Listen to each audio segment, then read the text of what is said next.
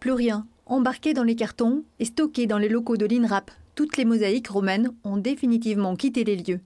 Mais les associations comptent bien les faire revenir in situ. C'est Uzès et les mosaïques sont là. Donc exactement à l'endroit le plus haut d'Uzès. Placer les mosaïques hors de cet endroit précis serait selon eux les réduire à de simples tapis. C'est vraiment une fondation de cité. Chez les Romains, c'est plus qu'une fondation, c'est une fécondation de cité. Ça nous définit le centre de la cité. Et la partition faisait à ce moment-là, les Romains, de la voûte céleste, donc divisée en 4 et puis en 16 parties.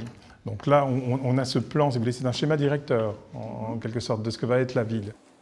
Désormais, l'histoire doit se réécrire. Ce n'est plus Uzès qui accompagne la construction du pont du Gard, c'est Uzès, la ville romaine, née 100 ans avant Jésus-Christ, sur un site unique. Nous pensons qu'il est possible de faire un jardin archéologique, une protection sous une espèce de cloche de verre, ouverte au public, ouverte aussi pour la communauté éducative, et qui nous permettra d'avoir un projet, un atout supplémentaire sur le plan culturel et touristique.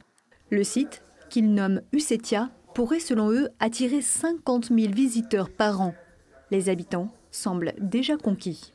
C'est bien le musée Haribo, mais là c'est beaucoup plus culturel. Quand elle est in situ, ça a tout un contexte historique ancien, donc qui est complètement différent de ce qu'ils veulent en faire. La mettre dans un musée, ça ne nous intéresse pas. Elle est née ici et il y a peu de raisons objectives pour qu'elle déménage.